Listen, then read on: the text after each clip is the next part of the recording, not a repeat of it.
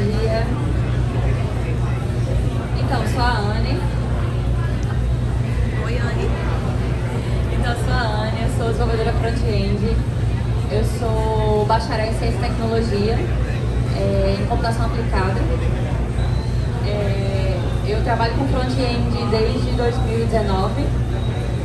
E eu desenvolvi esse tema de palestra porque, assim, hoje já está sendo bem falado sobre isso, mas vendo as dificuldades, enfim, desafios de não ter padrão de software, de código, e como isso aí afeta nós desenvolvedores. Então é um assunto que eu me interesso e fui me interessando no decorrer do tempo, tanto porque eu já trabalhei em alguns projetos sem padrão nenhum, como já ajudei na construção de um design system e foi um dos meus projetos preferidos. Então, espero que vocês gostem. Vai ter que alguém passar. Não. Ah, tá, show. Achei que tava em outro computador. Como a Natácia falou, eu sou embaixadora da Women Tech Makers, que é um programa da Google voltada para mulheres em tecnologia. E também sou organizer do Google Developer Groups, que temos o intuito de falar de tecnologia de maneira geral e nós impulsionamos as tecnologias da Google. Anne confessou em todas as redes sociais. Tá. Então, a problemática seria essa questão de muitos projetos não terem padronização de código, e essa falta de padronização pode causar complexidade no código e causar inconsistência nas entregas. Eu acho que todo mundo aqui, não todo mundo, mas pelo menos a maioria de vocês já deve ter trabalhado em código legado. Já vi códigos assim com 4.000, 10.000 linhas num arquivo só. Já vi códigos que assim, para mexer em um determinado arquivo tinha que ter uma reunião, sabe, assim, um planejamento para mexer naquele arquivo, porque aquele arquivo era o core da aplicação. Já vi back-end no front-end, enfim, tudo que, assim, para nós é um grande desafio e vocês sabem que você demora só para entender o que você vai fazer, entender o que foi escrito. Então, assim, uma das maiores soluções que os Agile Systems resolvem em relação a esse problema é justamente essa otimização de tempo. Então, o que seria, né? Alguém já trabalhou, conhece, nunca ouviu falar? Quem nunca ouviu falar de Design System aqui? Só pra eu saber. Então todo mundo já ouviu falar. Eu sei, me explica. Tá certo. Tá bom, vocês são meus patinhos amarelos, tá? Agora, nesse momento. Então, assim, é um documento vivo, compartilhado. O ideal seja compartilhado e conversado entre algumas áreas no desenvolvimento dos times, de modo que eu digo também que em programação tudo são acordos, não necessariamente em programação, mas no desenvolvimento de software dos times são acordos que você precisa fazer com os outros times, e também é um pouco de politicagem. Então, esse politicagem para você defender seu ponto de vista e tal. Então, esse arquivo evita muito, por exemplo, chegou um desenvolvedor novo, ele não sabe por onde começar, ele não sabe que livro usar, nem como instalar, enfim, tá lá.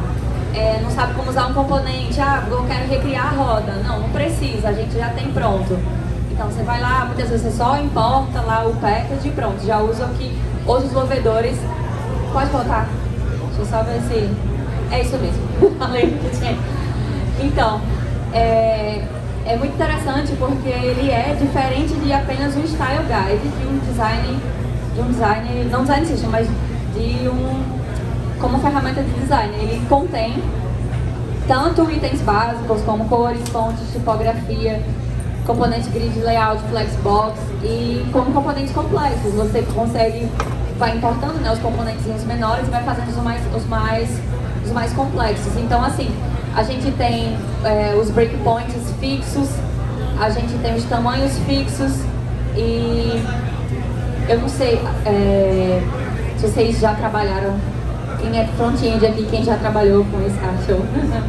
Então, para quem não é front-end, então, assim, geralmente back-end tem muita dificuldade de criar, né, qualquer coisa no front-end. Então, assim, quando você... Ele riu com ênfase, assim.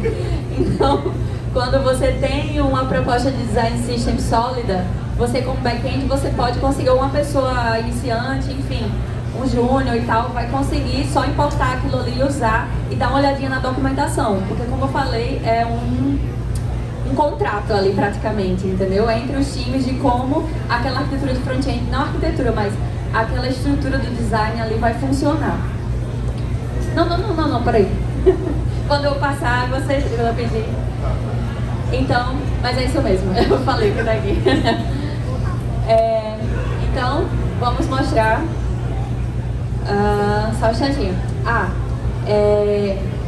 É o que eu falei, ele vai servir de consulta e ele vai servir para tomar novas decisões, novas features, interfaces e novas propriedades do produto baseado no que a companhia tem. E como eu falei, além do install guide, ele abrange esses componentes e de código. Tipo assim, para quem nunca usou um design system, eu vou lá e quero saber como funciona o button. Aí eu vou lá, abro um storybook da vida que tem aquele design system e ele vai me mostrar o comportamento dele, o estado dele, as props que ele recebe. Pode passar, eu vou mostrar.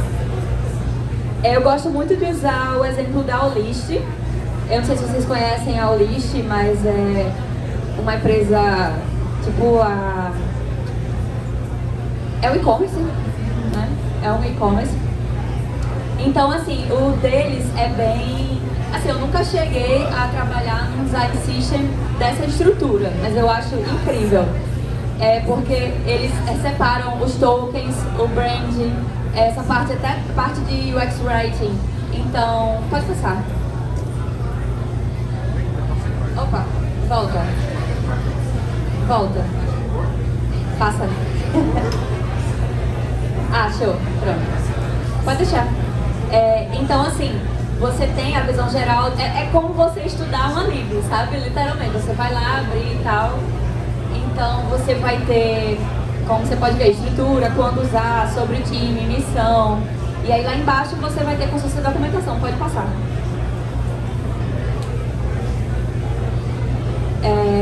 Alguns exemplos de design, pode passar. Pronto, aqui. Então, assim, para quem é desenvolvedor e já aprendeu a ler documentação, quanto melhor escrito for o design system, melhor para você conseguir usar aquilo ali. E assim, tem um time trabalhando nisso aí, vai ser lançado releases e melhorias desse produto. Então vai ter sempre atualizando e tal, enfim.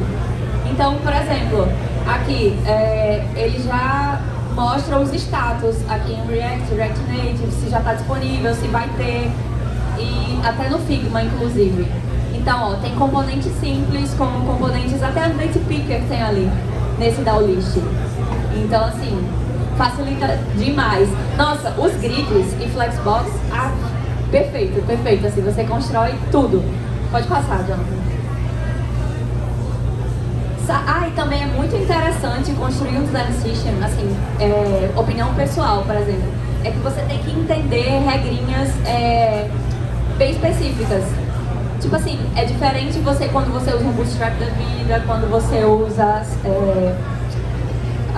essas libs e tal, uma coisa, você só importa, porque você tem que olhar assim, do ponto de vista de quem está consumindo o design system, que facilita pra caramba, que é o intuito dessa palestra, mas do ponto de vista do desenvolvedor que está fazendo um design system, você também aprende horrores, porque você vai ter que pegar uns detalhezinhos, sabe, do CSS, e eu não sei quando vocês começaram em programação, principalmente os front-enders, mas assim, eu comecei a estudar em 2018 e já trabalhar com muito Bootstrap, sabe, Style System, Style Components. Então, assim, constantemente eu preciso estar me cobrando ao fazer exercícios de CSS, por exemplo, sabe, seletores, essas coisas que a gente não tem decorado e que a galera da antiga precisava codar ali no hard. Então, assim, a experiência de construir um design system te proporciona, do ponto de vista do desenvolvedor, a aprender determinadas coisinhas que você não usa, assim, no dia a dia. Pode passar. Aqui são exemplos de tokens, né? E você já está tudo setado lá, então quando você for para os backenders, Tô falando bem específico. Backenders, vocês vão chegar lá, quando vocês quiserem usar a cor que vocês querem, vocês só vão importar do jeitinho que tá lá, não vai precisar, tá morrendo de liga, não vai precisar de muita dor de cabeça. Pode passar. Outro motivo porque esse design system também é bem completo, tem a questão dos temas, ele já exemplifica, pode passar. Ok, pode passar. Pronto. Aqui é um exemplo, em demo você iria ver, né, como aí está estático, mas iria ver o funcionamento, no caso dessa box. E aí, ao lado, você já consegue ver como usar. Pode passar. Esse aqui também é um exemplo de um button, né? Você consegue setar as props lá no seu código. E aí, isso aí me lembra muito a questão do do Solid, que é o princípio de Open Close. Então, assim, é muito interessante. Não passa não. É muito interessante porque, por exemplo, num componente como esse, ele só vai aceitar, principalmente se você estiver usando TypeScript, aí fica bem mais amarradinho mesmo.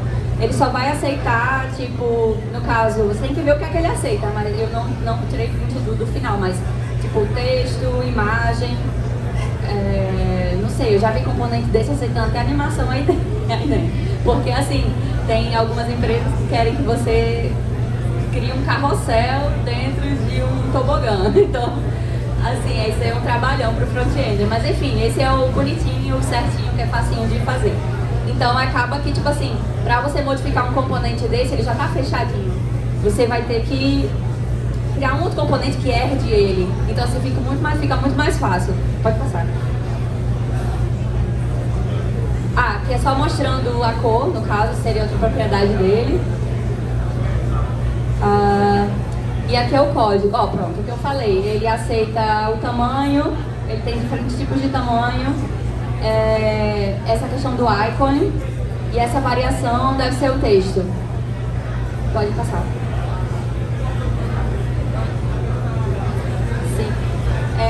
Aqui já é um componente um pouquinho mais complicado do que um botão, mas também é bem interessante ter no design system, assim, é obrigatório ter no design system. Então é mais um exemplo e vocês podem ver que ele pode passar. Ele vai mostrar ao lado, em cima. Pronto. Aí é o tooltip com as variações. Top, left, right, pronto, algumas propriedades do tooltip, aí é tudo que ele aceita, a descrição, o que é obrigatório, valores de default e tal. Pode passar. Pronto. Eu gosto de pensar que programação é brincar com Legos. Assim, no front-end, tem uma galera que fala, front-end é fácil, front-end é só criar um botão, front-end não é isso, assim, a gente precisa começar a trabalhar de uma forma mais do ponto de vista da engenharia, né? Do ponto de vista de arquitetura mesmo. Então, é interessante pensar que, e principalmente quando vocês forem politicar sobre o porquê é necessário um design system na empresa de vocês, que leva tempo e sim um quebra-cabeça. Então, assim, vocês vão precisar defender esse ponto. E também é importante que, assim, você saber boas práticas, você construir um design system tendo como base boas práticas de código e tal. Porque não adianta você querer criar um negócio para facilitar o tempo e escrever código meio zoado, né? Pode passar. Aí a questão ainda em relação a Legos, né? Programação funcional, quando você está trabalhando, no caso eu trabalho com React. Então, você está trabalhando no front-end, modularizar códigos de 1000 linhas, não, por favor. Eu tenho amigos que defendem código de 50 linhas, eu tenho amigos que defendem código de até 100, eu não sei, assim, eu acho que é a questão do bom senso, sabe?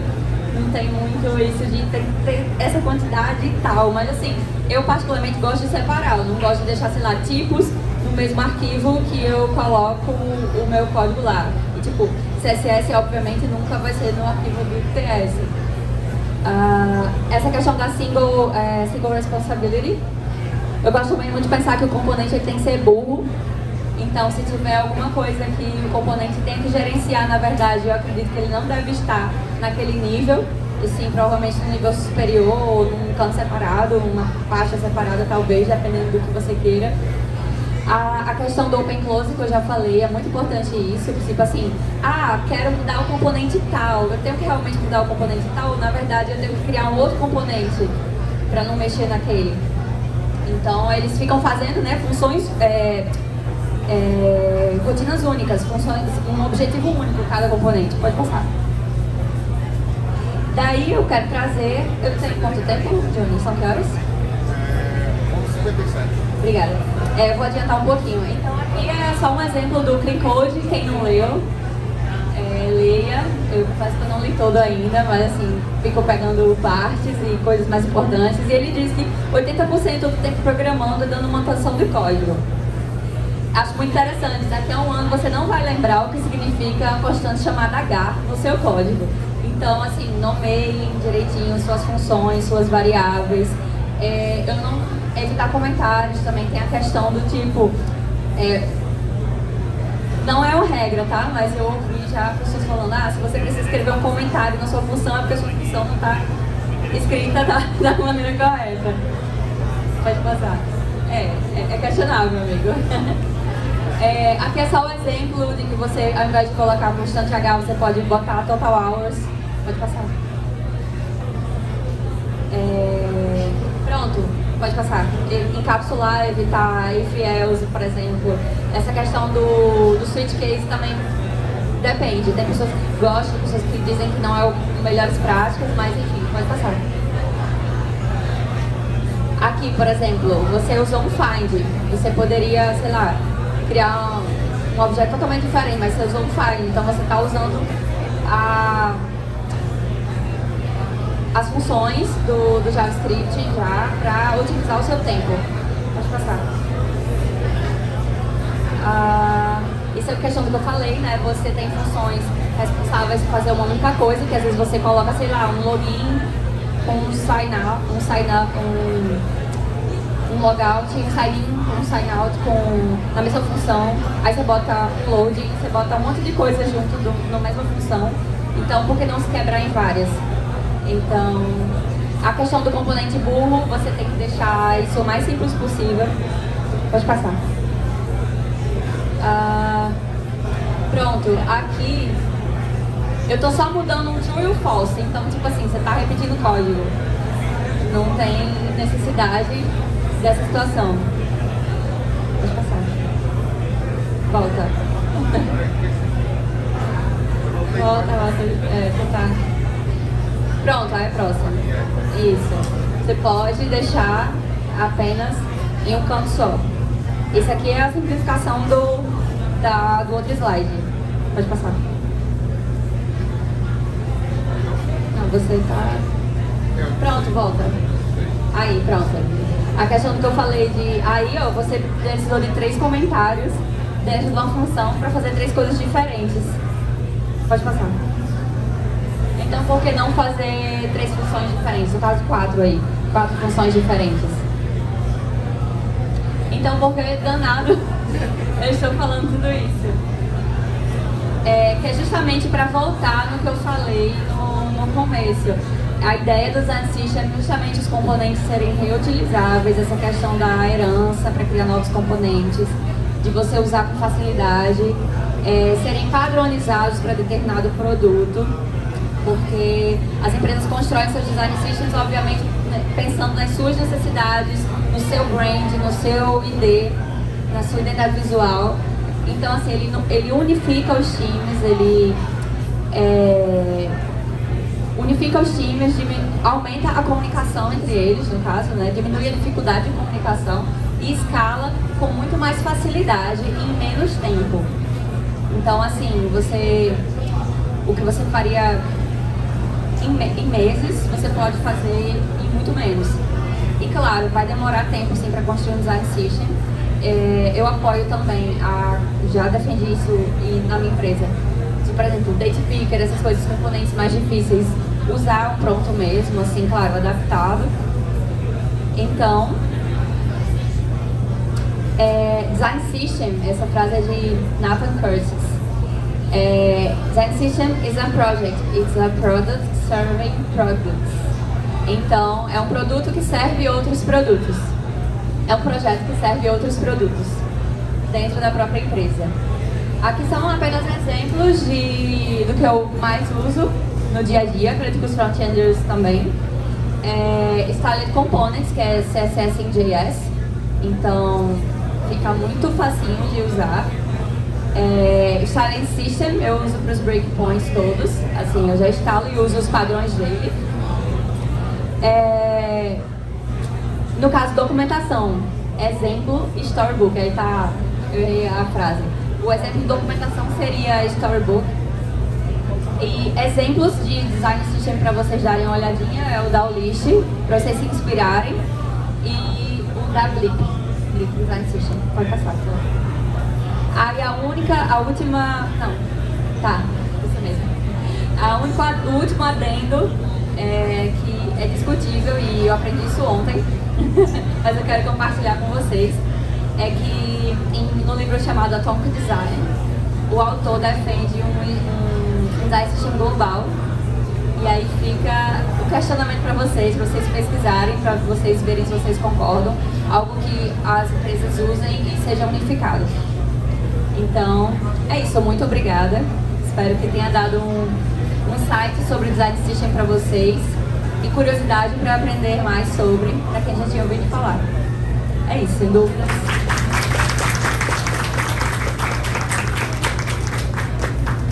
Se alguém tiver alguma dúvida, alguma coisa, pode perguntar.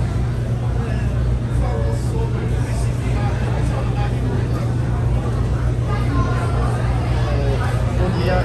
Você falou sobre o princípio da responsabilidade única do open source, que cada coisa fica no seu lugar. Então eu queria saber se o teu IND, ele meio que difere isso, que é diretamente no HTML, a estruturação é separado. Está dentro do próprio código, o seu IND, que pediu para separar. Por exemplo, o CSS nunca ir dentro do próprio código, da lógica. Sendo que o teu IND, ele vai junto, sabe? Ele vai na tag do HTML. Teu IND CSS. A estruturação é na classe, diretamente na classe. Não, eu geralmente separo. Não, mas ele vai É porque a lib teu IND, a estilização dela teu IND. Ah, sim, eu não estava ouvindo a palavra. Desculpa. É diretamente na classe, então ele meio que fere esse princípio de responsabilidade. Boa pergunta, porque assim, na verdade, ele tá, eu acredito, ainda não sei ter o link, eu só uso. Eu ainda não sei ter o link.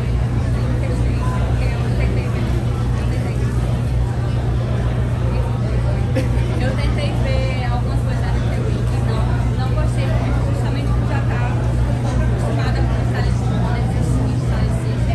eu acho que ele te limita muito. Então, assim, não que ele fere, ali o Wiki, ele meio que, eu acho que ele tenta usar o que o design system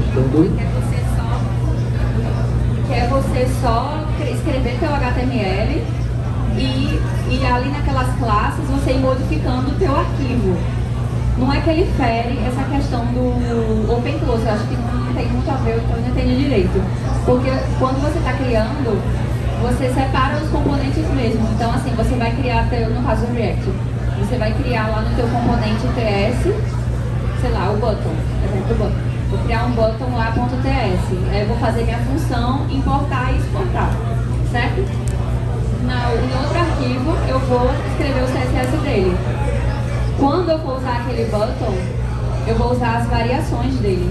Eu não vou mexer, eu não vou alterar o que ele não tem. Eu só vou usar o que ele me dá, o que ele me disponibiliza. Se ele me disponibiliza 5 cores, minha própria lá do meu button, quando eu escrever, vai ser lá, color, aí vai ser uma daquelas 5. Entendeu? Eu não vou estar modificando. Para eu mexer naquele button, eu vou ter que importar em outro componente, sei lá, botar, sei lá, styled button. Aí já seria outro arquivo, outro componente. Respondeu? Posso perguntar? Ele já tinha pedido primeiro. Deixa eu só complementar. Complementando o que ela falou, ela tem citado, na verdade, sobre o princípio de aberto fechado. seria você criar um código onde você não prevê essas futuras alterações, mas você escreve um código voltado a solucionar o problema que você tem hoje, sem que ele seja um código engessado, que você vai, sei lá, se amanhã precisar adicionar uma nova funcionalidade, você vai precisar alterar ele, etc. Não, você pode criar composições em cima dele, né? Então, assim, dentro do desenvolvimento do front-end, pelo menos eu com a experiência de React, etc., eu utilizo bastante composição para construir meus componentes por dentro desse paradigma. Só que, para a pergunta que você falou, que seria o Solid, o S do Solid, seria o Single Responsibility, nesse caso, olhando o Tailwind em si, eu acho que cada classe, eu nunca parei raciocinar dessa forma, né, mas cada classe do Tailwind cumpre sua determinada função, entendeu? Então, assim, ele, no geral, o Tailwind é um Snapsugar. Tipo, você pega as classes e vai importando, se precisar, sei lá, de sair no lista de CSS. Só que, assim, dentro de um Design System, aplicando o conceito de responsabilidade única, eu acho que ela quis mais explicar em relação ao Design System do list, que cada componente que é escrito ali dentro, ele tem sua própria responsabilidade. Ele não vai além disso. Se é um botão, ele realmente vai fazer o papel dele no botão, vai ter o clique, etc. Aí, dentro do Tailwind, eu acho que se a gente fosse aplicar o S do Solid, seria mais, observando assim, né, por cima, o S seria em relação a isso, porque cada classe, ele teria sua própria responsabilidade. Consegui ajudar.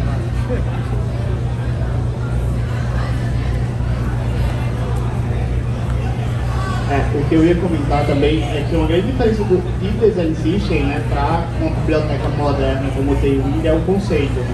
Então, as empresas, quando elas começam a implementar um Design System, elas querem muito levar a identidade dela como forma não só visual, mas conceitual. Então, por exemplo, na Blip, quando a gente pensou em Design System, a gente pensou em Design System desde o porquê que a gente vai implementar Design System. Que até então a gente utilizava várias outras libs e a gente queria manter aquela identidade, que aquela identidade escalasse a partir de novos desenvolvedores que fossem entrando, né? Então, isso é uma grande diferença, além do que o Janson falou, de Design System para Tailwind, para Bootstrap ou para qualquer outra lib, né? E uma coisa que é bem interessante é que eu não sou contra Tailwind, só para deixar claro, eu uso bastante, né? Eu uso bastante. Mas quando a gente atua em uma empresa que está em grande escala, a gente sempre pensa muito em consistência de código e em consistência visual. Então, o Tailwind, ele meio que não dá essa possibilidade. Porque, por exemplo, você pode colocar uma classe de imagem, você pode colocar uma classe ali que sei lá, de padding, e aí, beleza, no código ali parece simples, etc. Mas quando transpila aquilo ali, é uma bagunça. Então você acaba perdendo o controle de muitas coisas. E aí quando você quer escalar o produto, isso também dificulta para a manutenção futura. Então um dos grandes pontos do Design System, né, é o conceito de fato, né, de criar algo que possa ser escalável e que outros funcionários consigam ler a doc rápido ali e conseguir implementar ou fazer modificações. E aí até entrando no ponto que a Anne falou do Brett Force, né, que ele foi o mentor assim, do Atomic Design, quando ele pensou em Design System global, ele pensou muito nessa ideia, né, porque todas essas interfaces hoje, elas têm uma série de componentes que eles são iguais, né, tipo assim, o checkbox é igual para a empresa Blip, para o List, para qualquer outra empresa. Só que no cerne do componente ele tem mudanças. Então, sei lá, na Blip eles criam checkbox de uma forma, no List de outra forma, no visual é igual, e isso impacta muito em acessibilidade. Porque às vezes a forma que um componente foi projetado em uma empresa, no Design System, talvez não seguem questões semânticas de interface. E aí quando você usa um leitor de interface, por exemplo, o design system da empresa A vai ler de uma forma e o design system da empresa B vai ler de outra forma. Então, quando o Brainforce pensou, e que tal se a gente tivesse um design system global? Foi muito pensado também em acessibilidade, que todos os componentes tivessem uma arquitetura parecida, mas que as empresas também pudessem fazer aquele seu toquinho e manter sua identidade com cor, com margem, etc. Então, só para complementar, na minha cabeça, a grande diferença, né, de um design system para usar uma biblioteca, no final das contas, é o conceito e o estágio em que a empresa está, sabe?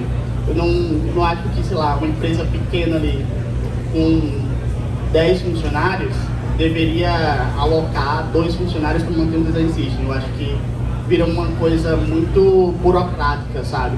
E quando a gente trabalha na empresa, a gente começa, que a Ana falou, né? A gente começa a entender que o design system, ele é um subproduto daquele outro produto.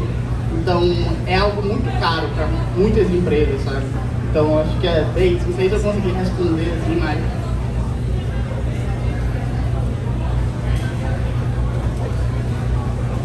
Tem tempo para mais uma? Acabou, amiga. Mas você, eu posso falar com você, a gente conversa no final. Gente, obrigada. Fica a dica de livro, a tanto design, eu também vou ler. Muito obrigada, aproveitem e participarem.